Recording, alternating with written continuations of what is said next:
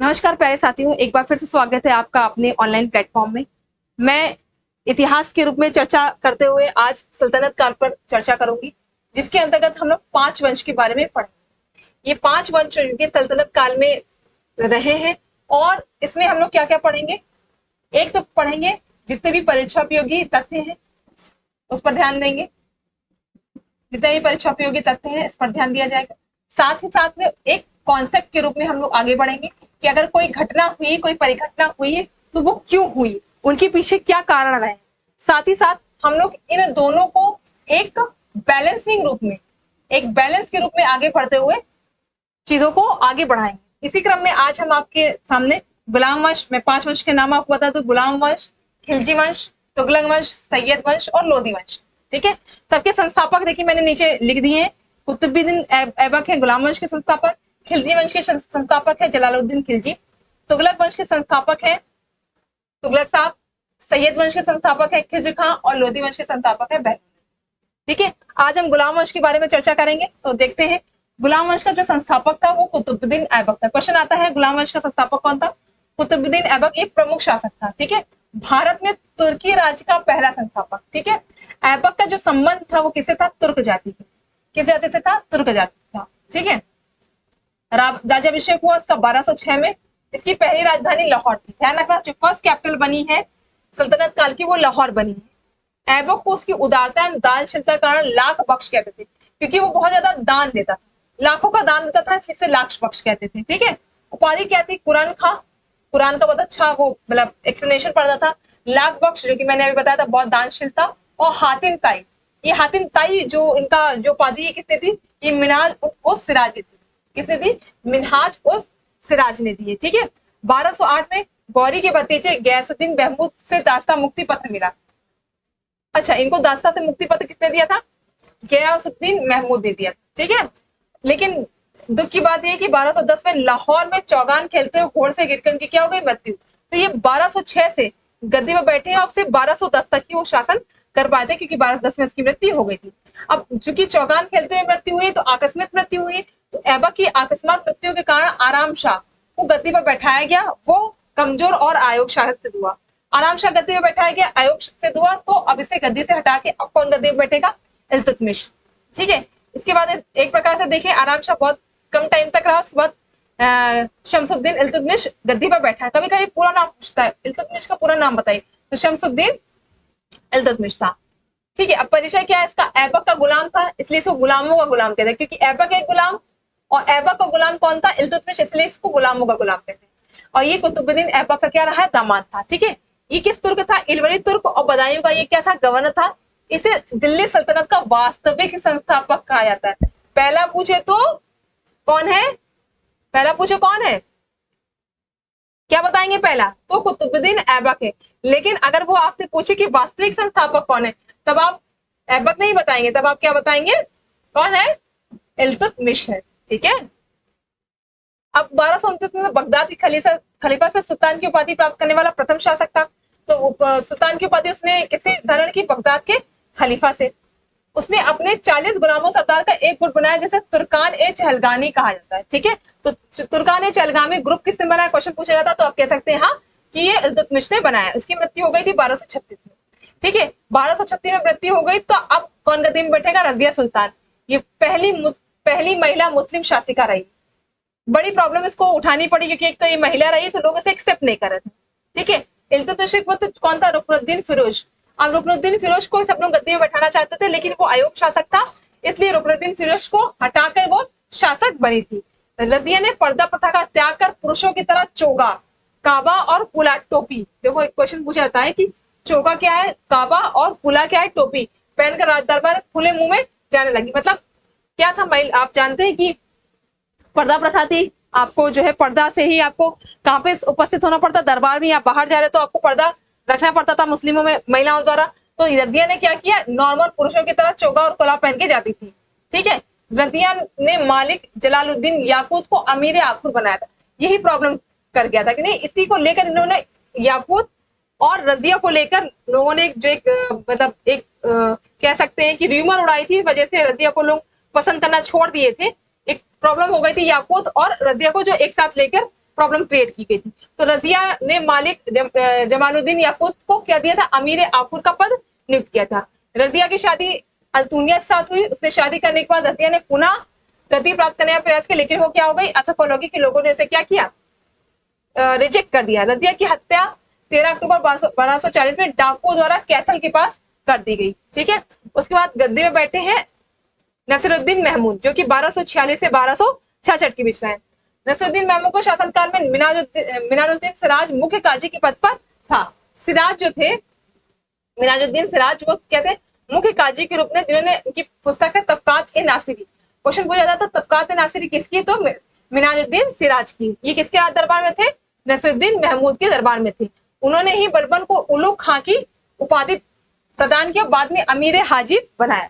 इसने किसको तो यहाँ बलबन ने क्या किया, बलबन को उसने किसकी उपाधि दी, उलूग खां की उपाधि दी। किसने, नसीरुद्दीन महमूद ने। अब यहीं से बलबन अपनी क्या करेगा, अपनी स्थितियों को ऊपर उठाएगा, क्योंकि अब बलबन के दिमाग में क्या आ गया कि मैं भी शासक बन सकता हूँ। ठीक है, रजिया का एक शासनकाल ऐसा था जो कि कमजोर के रूप में हम लोग कह सकते हैं, या बहुत ज्यादा जो है वेल मेंटेन या वेल स्टैब्लिश्ड नहीं था। उसके बाद नसीरुद्दीन महमूद आए, वो भी बहुत ज्यादा मतलब अच्छा कार्य नहीं कर रहे थे, या बहुत सेंट्रलाइज काम नहीं कर रहे थे, जिससे कि वो अपने जो साम्राज्य को क्या कर सके, संगठित कर सके। वो सब कौन देख रहा था, बलबन क्या था, उसके अंदर महत्वाकांक्षा थी, महत्वाकांक्षी शासक था। तो महत्वाकांक्षी था, वो देख चुका था कि अब मुझे स्पेस दिख रहा है कि मैं क्या कर सकता हूँ, शासक बन सकता हूँ। क्योंकि इससे पहले जो भी इल्तुतमिश के बाद जो भी उनके उत्तराधिकारी रहे हैं, वो उतने जो है अच्छे नहीं रहे हैं जो पूरे साम्राज्य को संगठित कर पाए और अपनी जो है जो भी अपनी जनता उसको संतुष्ट कर पाए। तो बलबन उस समय उलूग खां की उपाधि धारण करने के बाद अमीर हाजी बनाया। अमीर हाजी वो नियुक्त हो चुका था, कौन, किसने बनाया था उसको, नसीरुद्दीन महमूद ने। तो अब बलबन क्या करेगा, अपनी शक्तियों को बढ़ाएगा और सोचेगा कि उसे जो है गद्दी मिल जाए। ठीक है, तो इसकी बात है बलबन। ठीक है, बलबन थोड़ा सा बड़ा टॉपिक है, इसको हम लोग नेक्स्ट वीडियो में चर्चा करेंगे। तो ये मिडिवल हिस्ट्री में मैंने कुछ चीजें बताई हैं आपको, कुतुबुद्दीन ऐबक के बारे में, इल्तुतमिश के बारे में, ठीक है, रजिया के बारे में और नसीरुद्दीन महमूद के बारे में। इसी क्रम में आगे बढ़ते हुए हम लोग नेक्स्ट वीडियो में बलबन पर चर्चा करेंगे और मिडिवल हिस्ट्री को आगे के रूप में लेके चलेंगे। और जैसे ही मिडिवल हिस्ट्री खत्म होती है, वैसे ही हम लोग मिडिवल हिस्ट्री के क्वेश्चन आंसर्स को सॉल्व करेंगे। और जितने भी बैक ईयर क्वेश्चन पेपर आए हैं उसको तो लेंगे ही, साथ में जो एक्सपेक्टेड क्वेश्चन है, जो क्वेश्चन आ सकते हैं, जो हमारी टीम के द्वारा वृहद विश्लेषण करने के बाद बनाए गए, उन क्वेश्चंस को भी हम लोग ऐड करते हुए आपके सामने प्रस्तुत करेंगे। आप उसे एक बार लगाइएगा, समझिएगा और एक प्रकार से देखिए, इस वीडियो को कम से कम 2 बार देखिए। उसके बाद जो बलबन आएगा, इससे हम लोग आगे की अपनी चर्चा जारी रखें। तो हम लोग अब पढ़ते हैं बलबन को। ठीक है, बलबन का टाइम पीरियड देखिए 1266 से 1286 ईस्वी तक की था। कब था, 1266 से 1286 तक। अब देखिए बलबन के बारे में कुछ चीज नवीन आपको मिलेगी, जो अभी हमने तुर्क सुल्तानों की अभी तक जो बात की है उनसे हटकर कुछ चीजें मैं बलबन के बारे में बताऊंगी। सबसे बलबन का वास्तविक नाम आप जानिए कि क्या था, बहाउद्दीन बलबन था। ठीक है, उसे उलूग खां तुगरिलकुश भी कहते थे। मतलब एक प्रकार से देखो इनके अन्य 2 नाम, एक नाम मिलता है उलूग खां और एक मिलता है तुगरिलकुश। ठीक है, इसे अपने सैनिकों को नगद वेतन दिया और तुर्की प्रभाव को कम करने के लिए उसने सिजदा, जिसे बोलते हैं घुटनों के बल पर बैठकर सिर झुकाना, और पाबोस, सुल्तान के पांव को चूमना तथा नवरोज उत्सव की फारसी परंपराओं का प्रचलन अनिवार्य कर दिया।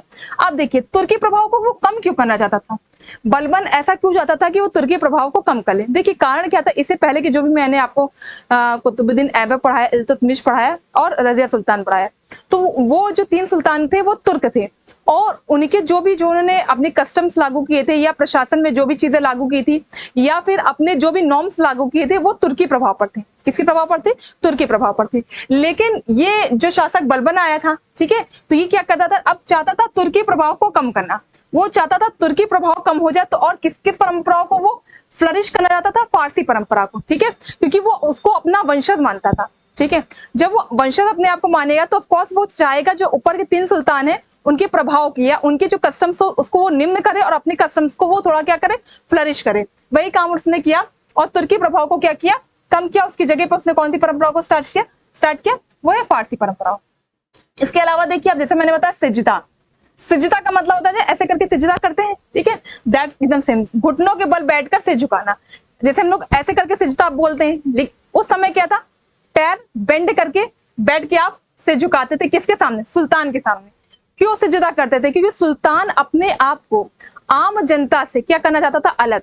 क्या होता है, सुल्तान का जो एक वर्ड है, वो वर्ड ये बताता है कि हम कॉमन जनता से अलग हैं, हम आए हैं आपके ऊपर क्या करने, शासन करने, ठीक है। हमारे अंदर ज्यादा काबिलियत है, आपसे ज्यादा हैंडल करने की क्षमता है, और आपसे ज्यादा दैवी शक्तियां हैं।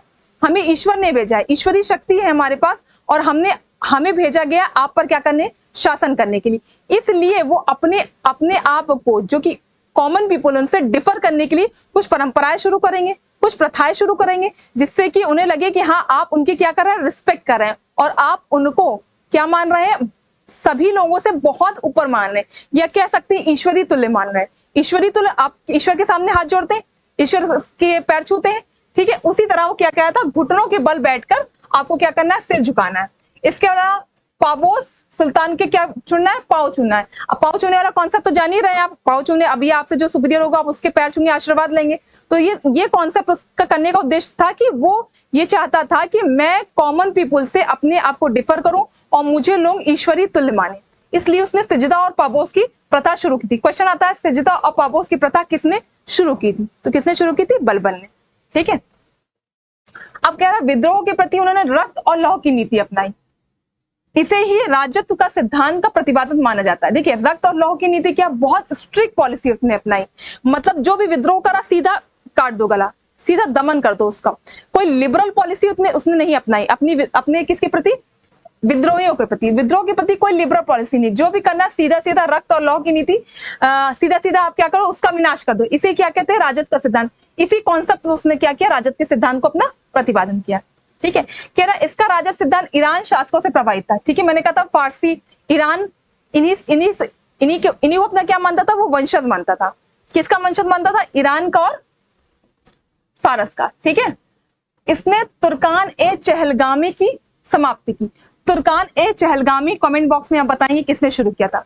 इससे पहले मैंने आपको बताया था तुर्कान ए चहलगामी किसने शुरू किया था। इससे पहले की वीडियो आप देखिए, उसमें आपको पता चलेगा। अब कमेंट बॉक्स में आप बताइएगा तुर्कान ए चहलगामी किसने शुरू किया था, ठीक है। अब तुर्कान ए चहलगामी की को समाप्ति से इस वजह से किया था कि मैं बता दूं, उससे पहले वाला सुल्तान नाम आप बताएंगे, उसने तुर्कान ए चहलगामी शुरू किया था। अब अगर ये कैरी ऑन रहते तो क्या थे वो, किसके उसके थे, नजदीक थे, सुल्तान के नजदीक थे। अच्छा, मैं बता देती हूँ, तुर्कान ए चहलगामी इल्तुतमिश ने शुरू किया था, ठीक है। तो अब आप देखिए कि तुर्कान ए चहलगामी जो शुरू हुआ, तो अब ये जो इसके मेंबर होंगे, जो किसके क्या होंगे, मेंबर, वो किसके सपोर्टिव होंगे, वो तुर्क के सपोर्टिव होंगे। अगर ये कंटिन्यू चला आए तो क्या होगा, अगर तुर्कान ए चहलगामी को ये समाप्ति न करता तो यही लोग उन पर क्या कर देते, विद्रोह कर देते। ये लोग क्या कर देते, उन पर विद्रोह कर देते। इसलिए उसने उनके प्रभाव को क्या कर दिया, समाप्त कर दिया। बारिद ए मुमालिक गुप्तचर विभाग, दीवान ए अर्ज सैन्य विभाग, ये इसने स्टैब्लिश किया। आप देखो, स्टैब्लिश किया, एक दो नए विभागों का नाम आपको दिख रहा है। क्या क्या था, बारिद ए मुमालिक और दीवान ए अर्ज। अच्छा, बारिद ए मुमालिक जिसको गुप्तचर विभाग कहते हैं, उसको गठन करने का इसका उद्देश्य क्या था? देखो, गठन करने का उद्देश्य ये था कि उसके साम्राज्य में अगर कोई विद्रोह गतिविधियां की शुरुआत हो रही है, या उसके प्रति कोई षड्यंत्र रच रहा है, या प्रशासन के प्रति जो हानिकारक चीजें हैं वो समय समय पर उसको पता चलती रहा। क्योंकि ये जो था वो तुर्क वंश से तो था नहीं, तुर्क की परंपराओं को तो आगे नहीं बढ़ाता, वो ईरानी और फारसी को अपना वंशज बताता था और उसी परंपराओं को आगे बढ़ा रहा था। अच्छा, मेजोरिटी में जो जनता मानती थी वो जो पिछले में 3 सुल्तान बनाए उनको मान रही थी। तो अब वो चाह रहा था ऐसा ना हो कि तुर्क अपने आप में एक गुट बना दे और हमको सत्ता से हटाने का प्रयास करे, या हमारे साम्राज्य में कोई विद्रोह ना हो। इसके लिए उसने क्या की, गुप्तचर विभाग की स्थापना करी। देखिए, एक रीजन है गुप्तचर विभाग की स्थापना करने का उसे।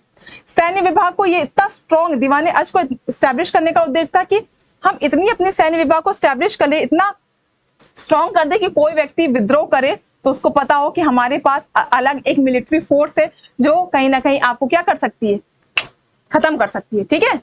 इसने सीरी नामक नगर बसाया, ठीक है। क्वेश्चन पूछा जाता है, सीरी नामक नगर किसने बसाया? विद्वान ज्ञात करें, अमीर खुसरो और अमीर हसन इनके दरबार में थी, और इसकी मृत्यु कब हो गई? 1286 ईस्वी में हुई थी। इसके बाद कुछ शासक बने जो बहुत ही अयोग्य थे।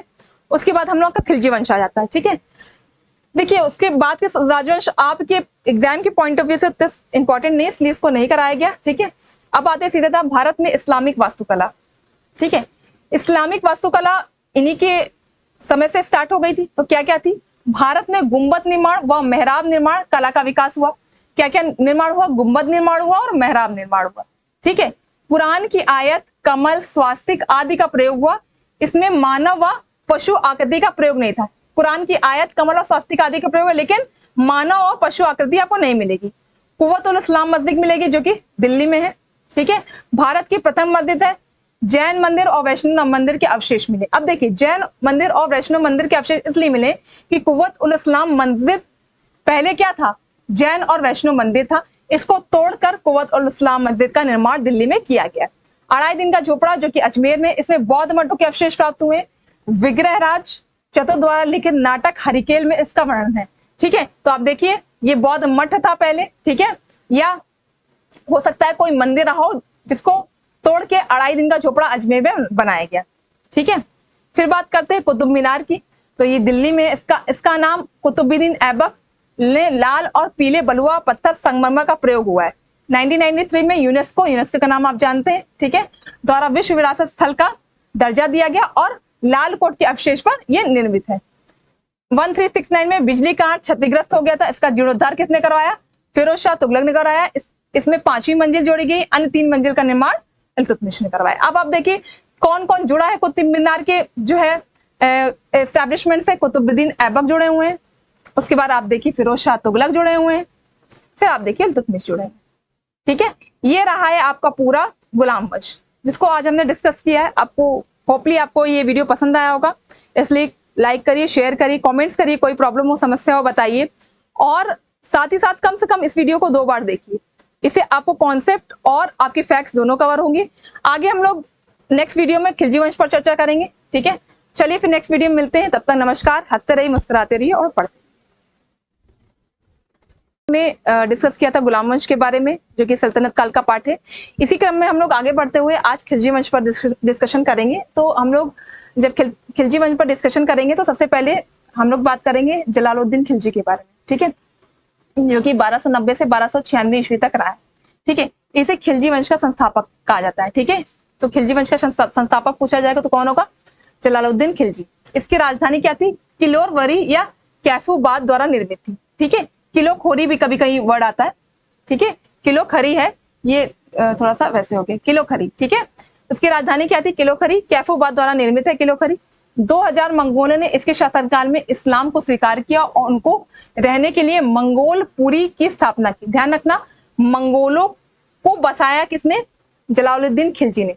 ठीक है। उन्होंने इस्लाम को स्वीकार किया और उसको रहने के लिए उन्होंने एक शहर की से स्थापना की जिसे मंगोलपुरी कहते हैं। ठीक है। इसने दीवान वकूफ या न्याय विभाग बनाया। क्या बनाया? एक न्याय विभाग बनाया जिसे दीवान ए वकूफ कहते हैं। ठीक है। 1296 में इसके भतीजे और दामाद अलाउद्दीन खिलजी ने कड़क मणिकपुर प्रयाग में इसकी हत्या कर दी। अब इसी के दामाद और भतीजे ने ही इसकी क्या कर दी? हत्या कर दी। कहां पे हुई? की थी? प्रयाग में। और वो गद्दी पे बैठा। अलाउद्दीन खिलजी मुझे लगा सल्तनत काल में एक महत्वपूर्ण शासक या सम्राट के रूप में आप देखेंगे, सुल्तान था ये। टाइम पीरियड देखेंगे 1296 से 1316 ईस्वी तक रहा है। ठीक है। 22 अक्टूबर 1296 में ये दिल्ली का सुल्तान बना। इसका राज्याभिषेक कहाँ किया गया? बलबन द्वारा बनाए गए लाल महल में हुआ। क्वेश्चन आता है कि अलाउद्दीन खिलजी का क्या हुआ? राज्याभिषेक कहाँ पे हुआ? तो आप बताएंगे लाल महल में। ठीक है। अलाउद्दीन खिलजी के बचपन का नाम क्या था? अली तथा गुरशाब।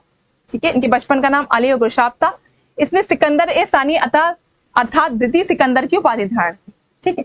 देखो, सिकंदर ए सानी या द्वितीय सिकंदर की उपाधि धारण करने से वो अपना कहीं ना कहीं, देखो उपाधि से क्या होता है, सम्राट उपाधि से इस वजह से धारण करते हैं जिससे कि वो अपना स्टेटस बना सके।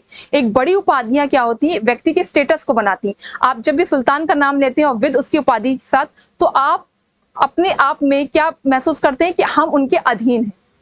एक जो अधीनता का भाव आता है वो उपाधियों से आता है। ठीक है। अलाउद्दीन खिलजी ने सेना को नगद वेतन देने और स्थायी सेना की नींव। ध्यान रखना, नगद वेतन देने के लिए उसने बाजार नियंत्रण प्रणाली शुरू की थी। क्या शुरू की थी? बाजार नियंत्रण प्रणाली। इसके अंतर्गत उसने क्या किया था? देखो, अगर उसको सेना का नगद वेतन देना है और स्थायी सेना रखनी है, तो अब नगद वेतन दोगे तो आपके पास आपका क्या होना चाहिए? आपका जो कोष है वो भरा होना चाहिए। फुल होना चाहिए, ठीक है। तो उसने क्या की, नकद वेतन और स्थायी सेना। बाजार नियंत्रण में उसने जितने बाजार के में जितनी भी वस्तु हैं उसके मूल्य निर्धारित कर दिए, ठीक है।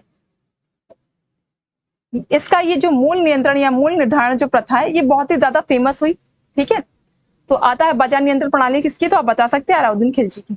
घोड़ा दागने और सैनिकों को हुलिया रखने की प्रथा की शुरुआत की। ऐसा करने का उद्देश्य देखो उसे रखनी थी स्थायी सेना। अब आपको रखनी है स्थायी सेना, तो स्थायी सेना आप रखेंगे और अब स्थायी सेना में क्या होगी, बहुत सारा गड़बड़ियां होंगी।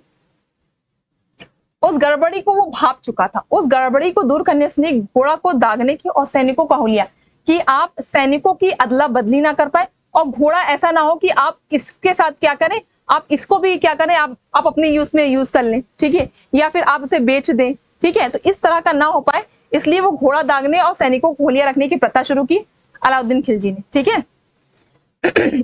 इसने भूमि की पैमाइश पर लगान वसूली की। भूमि की पैमाइश पर भी क्या वसूल किया उसने, लगान वसूल किया, ठीक है। भूमि की पैमाइश के लिए विस्पा नामक इकाई शुरू की। देखो आप देखिए राजस्व सुधार कर, ठीक है। आप भूमि पर जो भी टैक्स लग रहे हैं उस पर काम कर रहा है, या वो भूमि पर टैक्स अधिक लगाएगा, ठीक है। भूमि पर टैक्स क्या करेगा, अधिक लगाएगा। और भूमि की पैमाइश के लिए विस्पा की इकाई बनाई। उसने भू राजस्व को बढ़ाकर उपज का 50% कर दिया। देख लीजिए टैक्स क्या कर दिया, इंक्रीज कर दिया। तभी कारण है, देखो जनता बहुत त्रस्त हो गई थी इसके शासनकाल में। अब बताइए आप, जितना उपजा रहे हैं उसका 50% क्या ले रहा है, टैक्स ले रहा है, ठीक है। उसने लूटे हुए धन, जिसे क्या कहते हैं, खम्स। लूटे हुए, जिसे मान लो कहीं आपने जीता या फिर कहीं आपने किसी धन को लूटा, उसको खम्स कहते हैं। उसने सुल्तान का हिस्सा 25% से बढ़ाकर 75% कर दिया, कि अब सुल्तान जो कि 25% खम्स का हिस्सा लेते थे, अब कितना लेंगे, 75%। अब आप देखिए कितनी अधिक मात्रा में चीजों को वो इंक्रीज करा। एक तो आप देखिए बुरा जस बढ़ाकर 50% कर दिया और खम्स की मात्रा बढ़ाकर 75%, ठीक है। तो अब आप देख लीजिए कितना क्रूल था। क्रूल का उद्देश्य बस ये था, उससे क्या करना था, एक स्थायी सेना रखनी थी और अपने जो भी सैनिक है उनको नगद वेतन देना था। अब अलाउद्दीन के 4 प्रमुख सेनापति का नाम सुनिए। सेनापति इंपॉर्टेंट होंगे क्योंकि आप देखिए ना इतनी बड़ी सेना रख रहा है वो। तो आप देखेंगे जफर खां, नूरसतन खां, उलुग खां और मलिक काफूर थे, ठीक है। मलिक काफूर ज्यादा इंपॉर्टेंट है क्योंकि इनके ज्यादातर अभियान में मलिक काफूर रहे, ठीक है। अलाउद्दीन खिलजी ने मलिक काफूर को गुजरात में 1000 दिनार में खरीदा था, ठीक है। इसलिए मलिक काफूर को 1000 दिनारी भी कहा जाता है, ठीक है, क्योंकि 1000 दिनार में से खरीदा था। विद्रोह हुए कितने विद्रोह हुए, अब देखो 1300 में उसके खिलाफ 3। अब विद्रोह होंगे भी क्यों नहीं, ठीक है। देखो अखत खां का विद्रोह हुआ है, उमर खां और मंगू का विद्रोह है, हाजी मौला का विद्रोह। और 3 विद्रोह में ज्यादातर इंपॉर्टेंट जो पूछा जाता है वो अकद का पूछा जाता है या तो हाजी मौला का पूछा जाता है, ठीक है। अब अलाउद्दीन खिलजी के अभियानों को 2 भागों में बांट सकते हैं। देखो उसने क्या किया, बहुत सारे सैन्य अभियान भी किए। अलाउद्दीन खिलजी अगर फेमस है तो अपनी बाजार नियंत्रण प्रणाली, अपने सैनिकों जैसे घोड़ों का उनका हुलिया रखना या फिर जो भी अपने सैनिक है उनका हुलिया रखना, और उनके जो भी अभियान है, ठीक है, जो इनके निवेदन है। सबसे पहले उत्तर भारत का अभियान। उत्तर भारत के अभियान में अलाउद्दीन ने उत्तर भारत के कई राज्यों को जीता, ठीक है, और जीते हुए राज्यों को अपने साम्राज्य में मिला लिया। इसका मतलब उत्तर भारत में जितने राज्य उन्होंने जीते उसको अपने साम्राज्य में मिला लिया, जबकि दक्षिण राज्यों को जीत पर भी अपने साम्राज्य में मिलाने में असफल रहा है। देखो दक्षिण के राज्यों पर क्या कर सकता था। अब देखो दक्षिण के राज्यों को उसने मिलाया क्यों नहीं, क्योंकि वो जान रहा था अगर बहुत ज्यादा हम दक्षिण की तरफ मूव करेंगे, उनको मिला पाएंगे तो हम एकजुटता कायम नहीं कर पाएंगे। क्योंकि आप साम्राज्य का विस्तार तो कर लेंगे लेकिन उस साम्राज्य को क्या आप संभाल पाएंगे, क्या इतनी, जैसे दक्षिण भारत में कोई विद्रोह हो गया कि आप तुरंत पहुंचे, क्योंकि कम्युनिकेशन या जो भी ट्रांसपोर्ट के उतने बेहतर साधन तो अवेलेबल नहीं थे। कार थी, ठीक है, कि कार से जाके मैनेज कर लिया, ऐसा तो था नहीं। तो घोड़े थे, तो अब दक्षिण भारत में आप आक्रमण करके उन्हें जीत लेंगे, लेकिन उनको अपने साम्राज्य का हिस्सा तब बनाया जा सकता है जब उस साम्राज्य को, उनके प्रशासन को, उनकी सैनिक व्यवस्था को, जनता को, भू राजस्व को सही से मैनेज कर सके। तो दक्षिण भारत को तो उसने अपने साम्राज्य में नहीं मिलाया, लेकिन उत्तर भारत के जितने भी राज्य हैं उनको अपने राज्य में सिर्फ इसलिए मिला लिया कि वहां पे वो आराम से व्यवस्थाओं को क्या कर सकता था, देख सकता था। दक्षिण भारत में क्या प्रॉब्लम थी कि दक्षिण भारत में वो केंद्रीकृत रूप से अपने आप को मैनेज नहीं कर सकता था, तो उसने क्या किया, वहां से सिर्फ टैक्स लिया। क्या लिया, टैक्स लिया, और टैक्स लेकर उनको छोड़ दिया। अब देखो उनकी रणथंबोर विजय बड़ी इंपॉर्टेंट हो जाती है। इस समय यहाँ का शासक हमीर देव था, ध्यान रखना। जब रणथंबोर में उसने आक्रमण किया तो कौन था, हमीर देव। 1300 ईस्वी में रणथंबोर अभियान हुआ और हमीर देव के मंत्री रणमल ने विश्वासघात के कारण 1301 ईस्वी में अलाउद्दीन खिलजी के किलों को जीत लिया।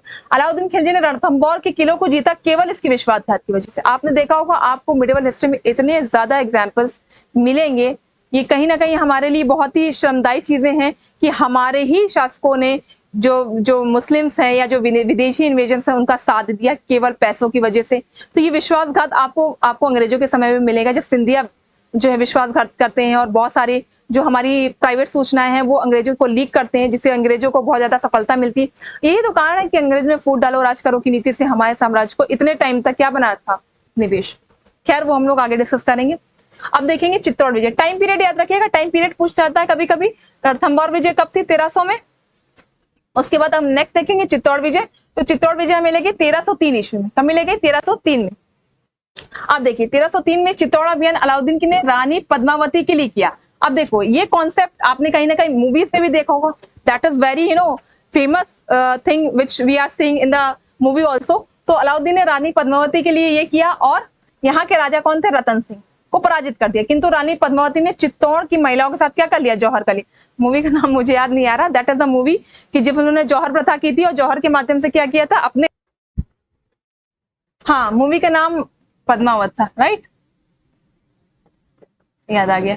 ठीक है, पद्मावत ने आपने बहुत अच्छे से, आपको ये इमेज क्लियर हो गई होगी जो मैं बता रही कि रानी पद्मावती। उसमें एक कॉन्सेप्ट नहीं था, वो रतन सिंह से कहता है कि हमें आपकी पत्नी को देखना है, तो फिर एक वो झलक एकदम से फ्लैश होता है और फ्लैश होके वो दिखाती है। उसके बाद उनका दिल आ जाता है, उसके बाद जो है वॉर होता है और रतन सिंह की मृत्यु हो जाती है।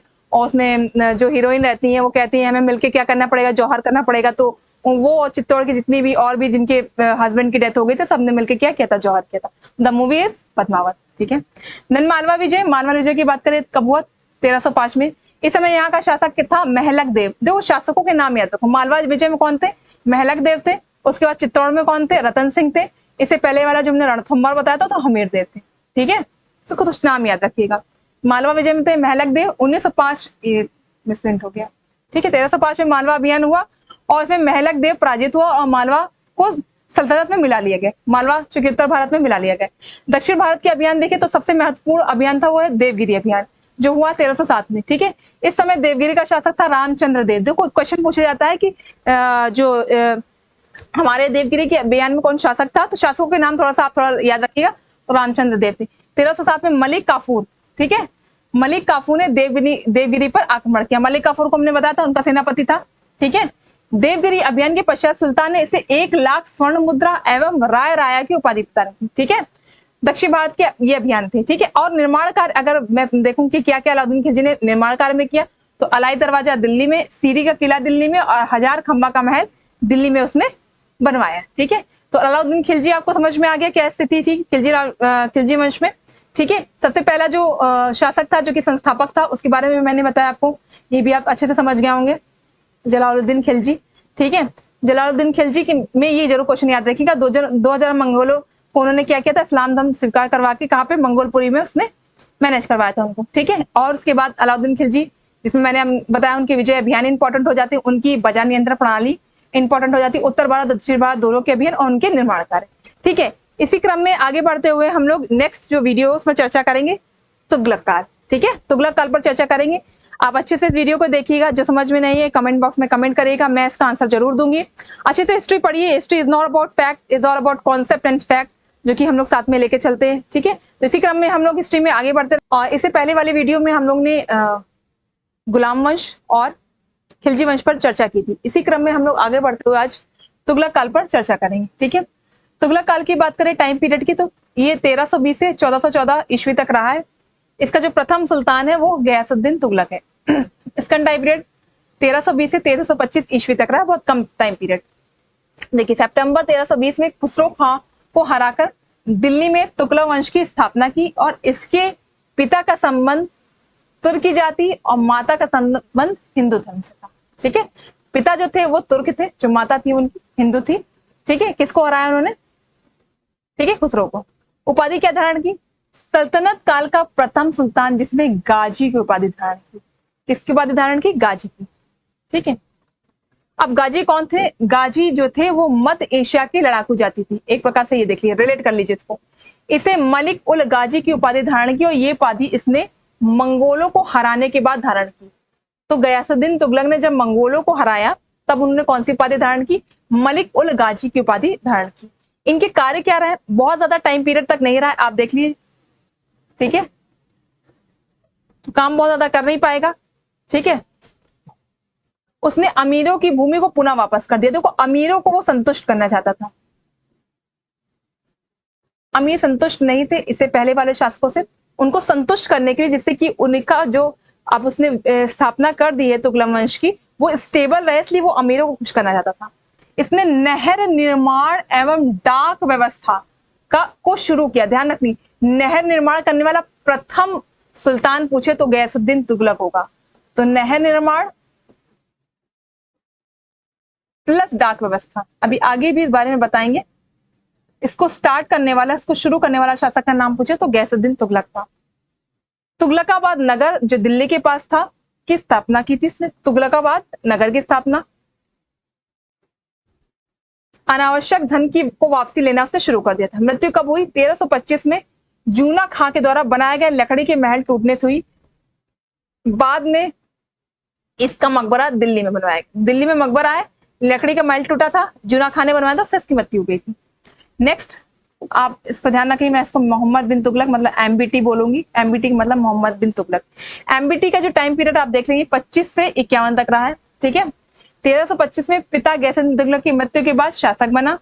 उसने दिल्ली का सर्वाधिक शिक्षित मुसलमान, जो शिक्षित मुसलमान या शिक्षित सुल्तान कहा जाता है, ठीक है। लेकिन नीतियों की विफलता के कारण इसे स्वप्नशील, पागल, रक्त पिपासु, मूर्ख बुद्धिमान कहते। देखो, शिक्षित सुल्तान था, शिक्षित था, तो इसकी जो सोच है वो बहुत ऊंची थी, लेकिन क्या कह सकते हैं इसको, फॉर्चुनेट उसका साथ नहीं रहा है, मतलब भाग्य उसका साथ नहीं दिया है। उसकी जितनी भी नीतियां उसने जो ये इम्प्लीमेंट की थी, जितनी भी पॉलिसी उसने इम्प्लीमेंट की थी, वो एक एक करके पॉलिसी बहुत अच्छी थी। मैं आपको एक एक जब पॉलिसी बताऊंगी और आप सोचेंगे कि उस समय ऐसा शासक जिसने इस तरह की पॉलिसी को मैनेज किया है, बहुत बड़ी बात है। लेकिन और उसने ऐसा नहीं कि उस नीतियों को बहुत ही गलत तरीके से मैनेज किया हो, करने का प्रयास उसने अच्छा किया है, लेकिन अनफॉर्चुनेटली उसकी जो नीति है बराबर एक एक करके असफल होती रही। इसीलिए इसको क्या कहा जाता है? स्वप्नशील। स्वप्नशील मतलब आप सपनों में रहते हैं, आप रियलिटी में नहीं जीते। पागल है क्योंकि इतनी नीतियां विफल हुई है, और मूर्ख बुद्धिमान है, ठीक है। कौन कौन से निर्णय है इसके जो विवादास्पद रहे हैं? दोआब क्षेत्र में कर वृद्धि कितनी परसेंट कर दी थी? 50%। और देखिए, जिस टाइम पीरियड में उसने कर वृद्धि की, वहां पे पड़ गया अकाल। अब आप बताइए क्या बात है, अनफॉर्चुनेटली हुआ, उसका भाग्य साथ नहीं दे रहा था। दोआब का जो क्षेत्र था वो यमुना के बीच का क्षेत्र, गंगा यमुना के बीच का क्षेत्र, आप देख लिए क्या होगा? फर्टाइल होगा। क्या होगा? ऑफकोर्स फर्टाइल लैंड होगी। फर्टाइल लैंड होगी तो जो प्रोडक्शन है वो क्या होगा? अधिक होगा। जो उत्पादन है वो अधिक होगा। प्रोडक्शन अर्थात उत्पादन अधिक होगा। उत्पादन अधिक होगा तो ऑफकोर्स वहां पे इकोनॉमिक एक्टिविटी इंक्रीज की जा सकती है, ठीक है। वहां से टैक्स अधिक लिया जा सकता है, जिसका यूज वो अपने साम्राज्य का के विकास करने में कर सकता है। तो आप देखिए कि गंगा यमुना के बीच का क्षेत्र में 50% वृद्धि जिस टाइम करी उसने, उस टाइम यहाँ पड़ गया अकाल। अब बताइए, अकाल पड़ा तो अब आप जबरन वसूली करेंगे 50%, तो क्या लोग वहां पे सह पाएंगे? तो ये भी नीति उसकी क्या हुई? कोलैप्स, ठीक है। नेक्स्ट, राजधानी परिवर्तन, दिल्ली से दौलताबाद, लेकिन 14 वर्ष बाद पुनः राजधानी दिल्ली बनाई। अब दिल्ली से दौलताबाद अगर कोई अब कैपिटल लेके जा रही है तो जितने भी रिसोर्सेज हैं, जितने भी एडमिनिस्ट्रेशन वर्क है और जो लोग हैं, सबका स्थानांतरण आप करेंगे। तो ये स्थानांतरण करेंगे, इसमें कई लोग मरेंगे भी बीच में, और साथ साथ में जब आप एडमिनिस्ट्रेशन को सही से बैलेंस नहीं कर पाएंगे तो आप पूरी तरह से कैपिटल को क्या करेंगे? शिफ्ट नहीं कर पाएंगे। तो ना आपके पास दिल्ली बचा, ना ही दौलताबाद बचा, तो बीच में वो फंस गया।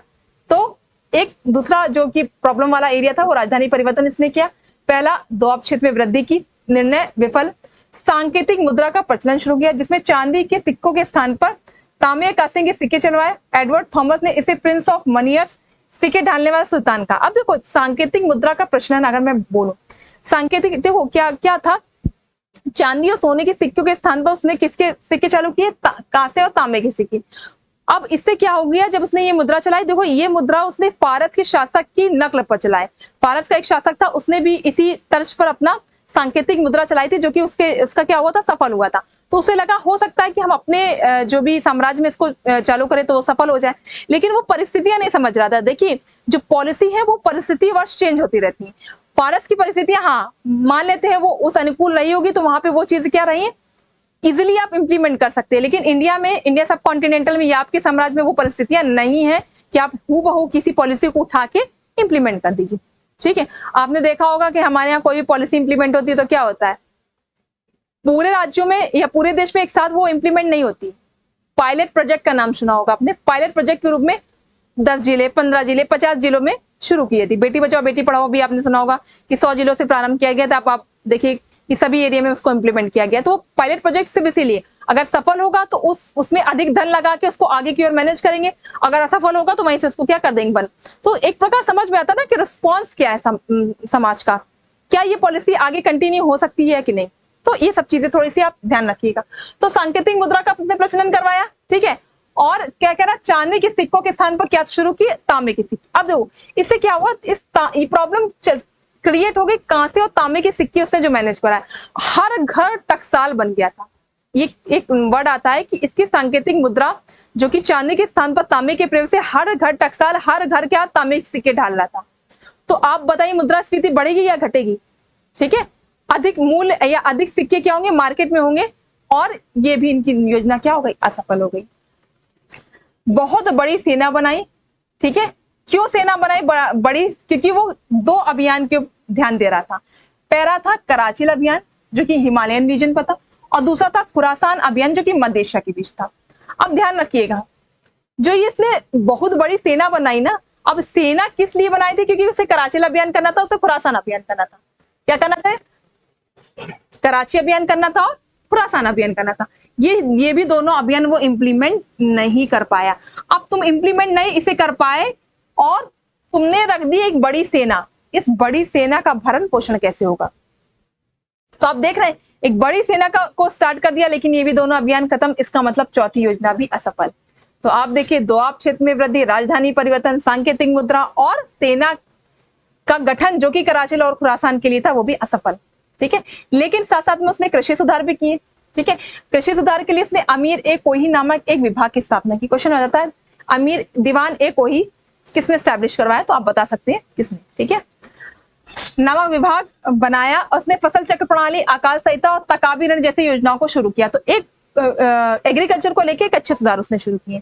ठीक है, अगर अन्य तथ्यों की बात करें तो सर्वाधिक विद्रोह इस शासनकाल में हो। 1336 में अरियर बुक्का ने विजयनगर साम्राज्य की स्थापना की। क्वेश्चन आता है विजयनगर साम्राज्य की स्थापना कितने कंटेम्पररी हुई, तो आप बता सकते हैं एमबीटी के। 1347 में हसन गंगू ने बहमनी राज की स्थापना की, तो बहमनी राज भी इसके कंटेम्पररी था। ठीक है, अफ्रीकी यात्री इब्न आया। ठीक है, इब्न बतूता आया, अफ्रीकी यात्री किसी शासनकाल में आया, आप बता सकते हैं एमबीटी के शासनकाल में आया। ठीक है, 1333 में मोहम्मद बिन तुगलक ने इब्न बतूता को काजी की उपाधि धारण, काजी की उपाधि प्रदान की किसने, मोहम्मद बिन तुगलक ने किसको, इब्न बतूता को। 1351 में थट्टा सिंध के पास उसकी क्या हो गई, मृत्यु हो गई। तो एमबीटी को लेकर आप क्या बना सकते हैं कि एक जब कुछ पॉइंट्स अगर एमबीटी को लेके बनाया जाए तो एक तो ये बुद्धिमान सुल्तान था, बुद्धिमान सुल्तान मतलब शिक्षित सुल्तान था। ठीक है, जितने भी अभी सल्तनत में आपको सुल्तान मिले। ठीक है, प्लस उसके बाद उसकी जो भी चारों पॉलिसी क्या हो गई, कोलैप्स हो गई, जो उसने चारों पॉलिसी थी। प्लस कृषि सुधार उसने अच्छे किए, तकाबी ऋण पर सुधार किए, ये थोड़ा सा ध्यान रखेंगे। और इंपॉर्टेंट हो जाता है इब्न बतूता के टाइम पे आया था। ठीक है, ठीक है, और 2 साम्राज्य की इनके समय में स्थापना हुई थी, एक था विजयनगर और एक था बहमनी।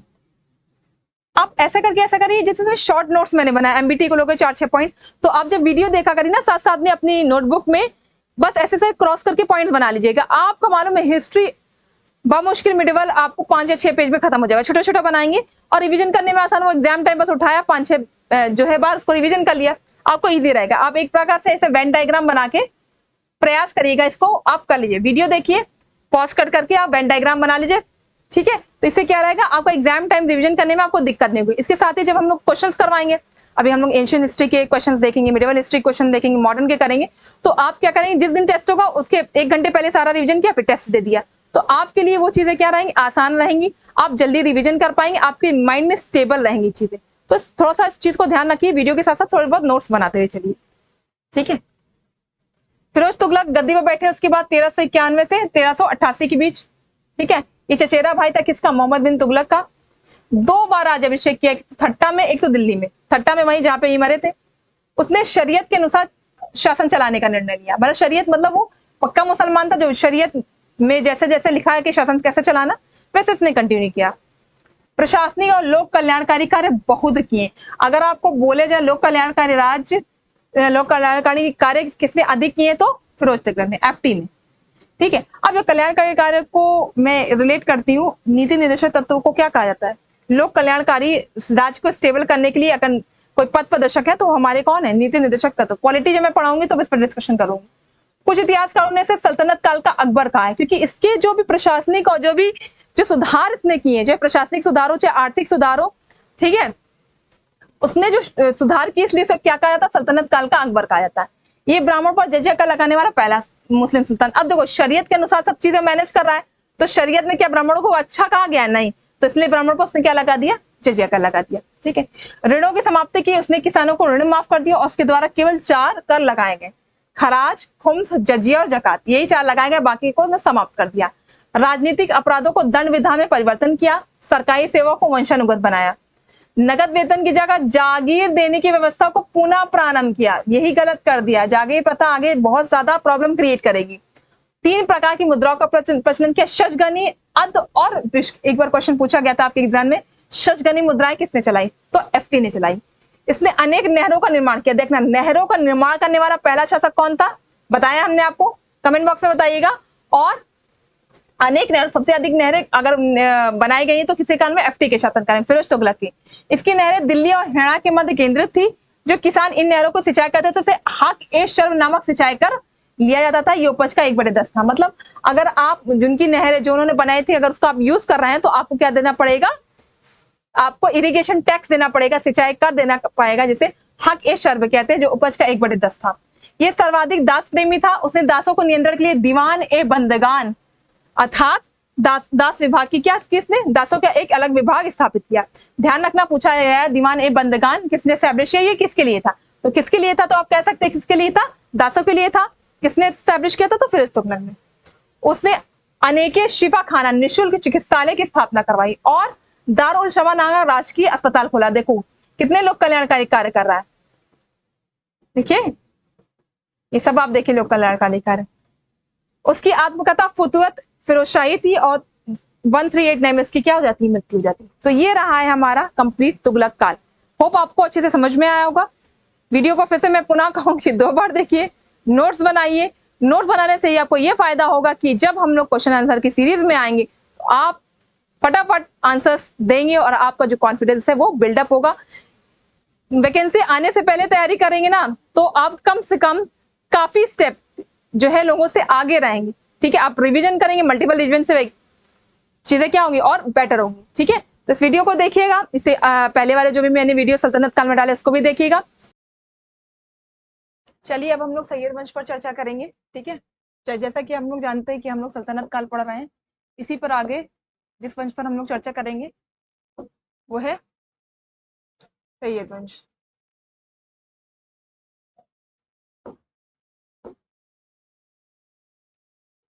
ठीक है, सैयद वंश का टाइम पीरियड देखेंगे 1414 से 1451 ईस्वी, ठीक है।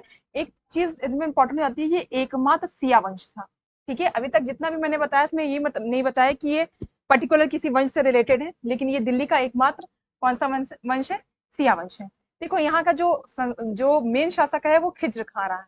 कौन रहा है, खिज्र खां, ठीक है। सैयद वंश का संस्थापक था कौन, खिज्र खां। किसका संस्थापक था, सैयद वंश का। इसने सुल्तान के साथ पर रैयत ए आला की उपाधि धारण की। देखो सैयद वंश जो है बहुत टाइम तक नहीं चला, आप देख सकते हैं केवल 1414 से 1451 51 ईस्वी तक रहा है। साथ ही साथ में आप देखिए इसने क्या किया, सुल्तान के स्थान, सुल्तान की उपाधि या सुल्तान के पद को ना मैनेज करके उसने रैयत ए आला की उपाधि धारण की। खिज्र खां क्या था, तैमूर लंका सेनापति था। ध्यान रखिएगा किसका सेनापति था, ये तैमूर लंका सेनापति था। खिज्र खां की मृत्यु 20 मई 1421 ईस्वी में हो गई थी। बहुत कम टाइम पीरियड तक रहा है। खिज्र खां के पुत्र मुबारक खां ने शाह की उपाधि धारण करके इसने यमुना नदी के किनारे मुबारकाबाद नगर बसाया। देखो नगर ध्यान रखिएगा, मुबारकाबाद किसने बसाया? मुबारक खां ने। उपाधि ध्यान रखिएगा, शाह की उपाधि। देखिए इसने भी सुल्तान की उपाधि धारण नहीं की। सैयद वंश का अंतिम शासक कौन था? अलाउद्दीन आलम शाह। ये क्वेश्चन एक बार आप में पूछा गया है कि अंतिम शासक कौन था, तो अलाउद्दीन आलम शाह था। तो देखिए आप कि राजवंश बहुत छोटा था, इसमें से बहुत ज्यादा क्वेश्चंस तो नहीं आते हैं आपके एग्जाम में, लेकिन बस ध्यान रखिएगा 1414 से 1491 था। एकमात्र शिया वंश था, ठीक है। संस्थापक कभी कभी पूछ लेता है क्योंकि थोड़ा सा रेयर है। तो खिज्र कहाँ था? चूंकि उसने क्या किया था? रैयत ए आला की उपाधि धारण की थी, ये इंपॉर्टेंट रहता है। किसका सेनापति था? तैमूर लंग का था। मृत्यु हुई 1421 में। उसका पुत्र नेक्स्ट टाइम उसका पुत्र मुबारक खां किसकी उपाधि धारण करके? शाह की उपाधि धारण करके उसने वो गद्दी पे बैठा। और एक उसने Yamuna river bank of Yamuna के पास क्या बसाया? मुबारकाबाद नगर बसाया। और अंतिम शासक का नाम याद रखिएगा, अलाउद्दीन आलम शाह। इसी क्रम में आगे बढ़ते हुए हम लोग अब नेक्स्ट वीडियो में लोधी वंश पर चर्चा करेंगे, ठीक है। लोधी वंश थोड़ा सा इंपॉर्टेंट हो जाता है, आप देखेंगे, इसको मैं अच्छे से बताऊंगी, इसके कॉन्सेप्ट को और इसके फैक्ट को हम लोग लेके आगे चलेंगे। आप इस वीडियो को आप अच्छे से देखिए। सल्तनत काल हम लोग आगे लेके जाएंगे और उसके आगे मुगल काल पढ़ाएंगे। उसके बाद हम इसके क्वेश्चन आंसर की सीरीज चलाएंगे जो आपके एग्जाम को लेकर इंपॉर्टेंट है। आप लोग वीडियो शेयर नहीं कर रहे हैं, वीडियो शेयर करिए, वीडियो में कमेंट करिए। कोई भी समस्या हो आप अपने कमेंट बॉक्स में बताइए, जिसकी समस्या का हल किया जाएगा। हिस्ट्री के साथ साथ और भी विषय चल रहे हैं, उन विषयों को भी अच्छे से देखिए, नोट्स बनाइए। और कोई भी समस्या हो आप कमेंट बॉक्स में कमेंट करिए, पर चर्चा करेंगे, ठीक है। उम्मीद करते हैं आप सारे वीडियो को अच्छे से देख रहे होंगे और नोट्स बनाते हुए चलेंगे, क्योंकि आपके हर एक पॉइंट आपके एग्जाम के को देखते हुए हर एक पॉइंट को बनाया गया है, हर एक पॉइंट को डिस्क्राइब किया गया है। तो इसको देखिए और नोट्स बनाइए। चलिए चर्चा करते हैं लोधी वंश के बारे में। लोधी वंश का टाइम पीरियड तो था 1451 से 521 ईस्वी तक, ठीक है। पहला शासक आपको मिलेगा बहलोल लोधी, ठीक है। ये लोधी वंश का संस्थापक था। तो लोधी वंश का संस्थापक कौन था? बहलोल लोधी। इसने दिल्ली में प्रथम अफगान राज्य की स्थापना की। अगर पूछे प्रथम अफगान राज्य की स्थापना किसने की, या प्रथम अफगान जो थे वो शासक कौन थे, तो वो लोधी वंश होगा। प्रथम जो अफगान राज्य की स्थापना की थी वो बहलोल लोधी ने की थी। इसने बहलोल सिक्के का प्रचलन किया। देखो बहलोल सिक्के का प्रचलन किया। बहलोल सिक्के के बारे में एक ये इंपॉर्टेंट पार्ट है कि बहलोल जो सिक्के हैं वो आपको अकबर के शासनकाल में भी प्रचलन में दिखते हैं। बहुत अच्छी क्वालिटी के थे और जो इन्होंने चलाया सिक्के, देखिए आप कि अकबर तक इसे कंटिन्यू किया जा रहा है, ठीक है। तो ये बहलोल सिक्के किसने चालू किए थे? बहलोल लोधी ने चालू किए थे, ठीक है। वह अपने सरदारों को मकसद ए अली कहकर पुकारता था। केवल क्या अपने सरदारों को मकसद ए अली इसलिए कहता था जिससे कि उनके सरदार विद्रोह ना कर सके। उनके सरदार जो वो अपने आप में मिलाने के लिए, मतलब अपने प्रशासन में एक महत्वपूर्ण स्थान देने के लिए। ध्यान रखिए अगर किसी व्यक्ति को कोई उपाधि मिलती है या किसी व्यक्ति को किसी नाम से, पर्टिकुलर नाम से पुकारा जाता है, तो इसके पीछे अपनी एक हिडन मीनिंग होती है। हिडन मीनिंग का उद्देश्य ये होता है कि उनको ये जो स्थान है या ये उपाधि केवल उनके सम्मान के लिए दी जा रही है। और साथ ही साथ जो बड़े बड़े सम्राट है वो अगर कोई उपाधि धारण कर रहे हैं तो वो अपने आप को जनता से अलग करने के लिए, जनता से डिफर करने के लिए ये उपाधि धारण करते हैं, जिससे कि उन्हें ये लगे कि हाँ हम राजा हैं, हमारे पास कुछ अलग चीजें हैं जो कॉमन जनता से मिलती हुई नहीं है। और आगे एंशियंट हिस्ट्री में मैंने आपको बताया था कि बहुत सारी उपाधियां लोगों ने धारण करी है, और धारण करने का उद्देश्य यही रहा है कि वो अपने आप को कॉमन पीपल से डिफर करके कर सके और ये बता सके। देखिए परम भट्टारक जैसे सब छत्रांतक, इस तरह की उपाधि धारण करने का उद्देश्य क्या रहा है कि वो अपने आप को देवता के समीप ला रहे हैं। देवना प्रिय, देवता के प्रिय, इनको लाने का उद्देश्य क्या था कि वो जनता को ये बता सके कि वो ईश्वर के प्रतिनिधि के रूप में आए हैं, ईश्वर के प्रतिनिधि या स्वयं ईश्वर है और आपके ऊपर शासन करने आए, क्योंकि आपको शासन करना नहीं आता, ये आप शासित होने आए। कौन शासित? जनता शासित होने आई है और मैं क्या हूँ? राजा हूँ, या और मैं क्या हूँ? ईश्वर के समकक्ष हूँ और मैं आप पर क्या करने आया? शासन करने आया हूँ। इसलिए वो बड़ी भारी उपाधि धारण करते हैं। साथ ही साथ वो अपने सरदारों को उपाधि देते हैं या जो भी अपने कलीग्स हैं उनको उपाधि धारण कर देते हैं। इनका उद्देश्य बस ये रहता है कि उनके कलीग्स उनके साथ जब उनको संबोधित करेंगे तो उनको अच्छा लगेगा, जिससे कभी उनके अंदर विद्रोह की भावना नहीं आएगी, ठीक है। तो इसलिए वो अपने सरदारों को क्या कहता था? मकसद ए अली, सिर्फ केवल इसलिए कहता था कि उनके सरदार ना क्या ना कर सके? विद्रोह की जो संभावना है उसको कम करने की। अच्छा, विद्रोह ना कर सके इसका कारण क्या है?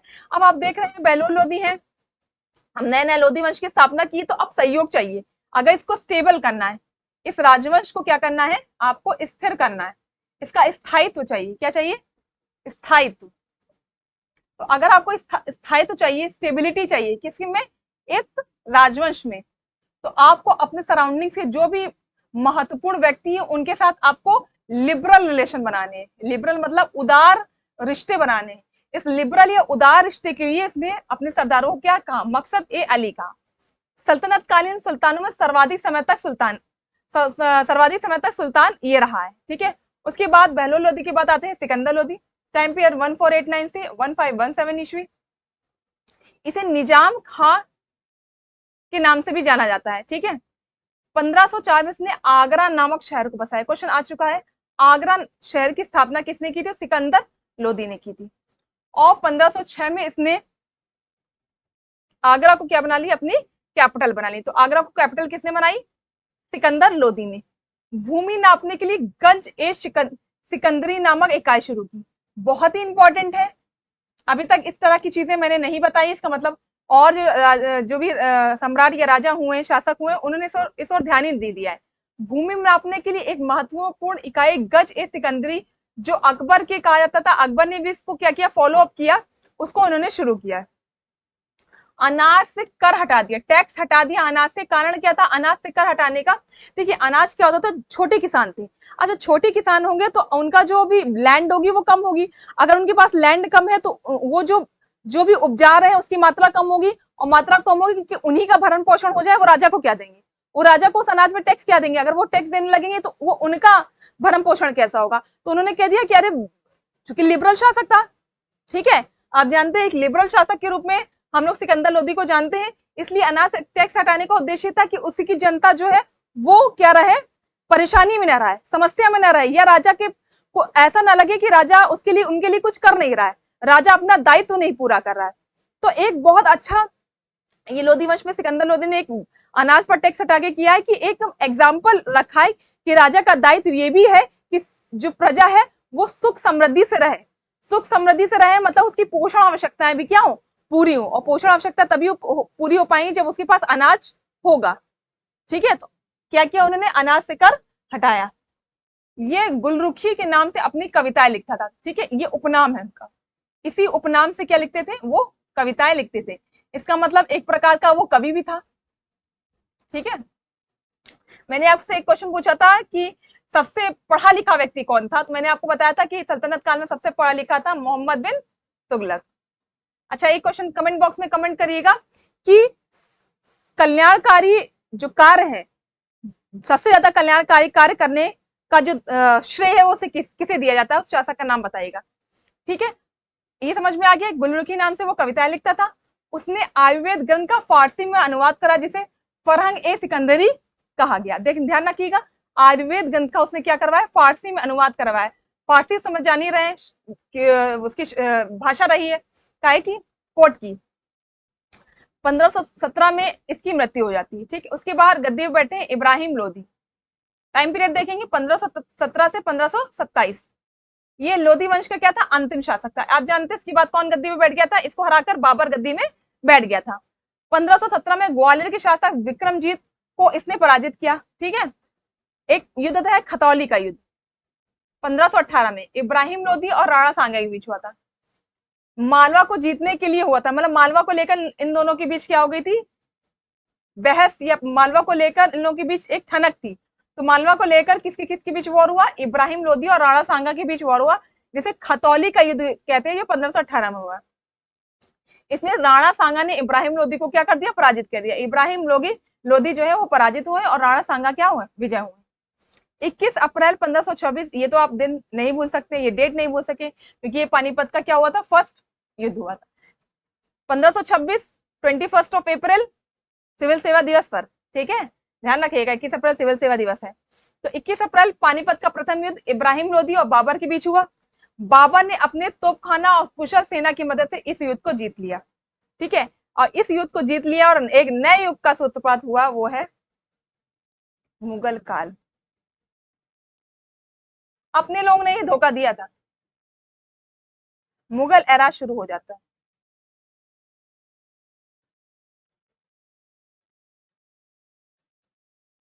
ठीक है।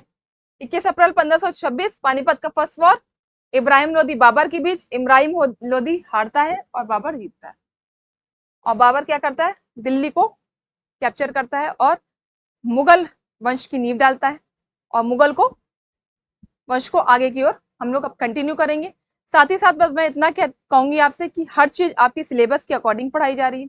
हर एक पॉइंट को आप लिखिए, नोट करिए, शॉर्ट नोट्स बनाइए, वीडियो को कम से कम 2 बार देखिए। और साथ ही साथ जैसे ही सल्तनत खत्म होगी हम लोग इसके जो प्रश्नों की श्रृंखला है उसे शुरू करेंगे। प्रश्नों की श्रृंखला शुरू करने से पहले अगर आप नोट्स बनाए रहेंगे या आप एक बार 2 बार वीडियो को देखे रहेंगे तो आपको जो है समस्या नहीं होगी क्वेश्चंस को सॉल्व करने में। आप बहुत जल्दी चीजों को क्या कर लेंगे, सॉल्व कर लेंगे। तो बस मैं इतना कहूंगी कि वीडियो को कम से कम 2 बार देखिएगा। कुछ समझ में ना आए आप कमेंट बॉक्स में कमेंट करिए और अच्छे से पढ़ाई करिए, क्रैक करिए। मेरी शुभकामनाएं आप सभी लोगों के साथ हैं। इसी तरह आप पढ़ते रहिए, हंसते रहिए, मुस्कुराते रहिए। नमस्कार।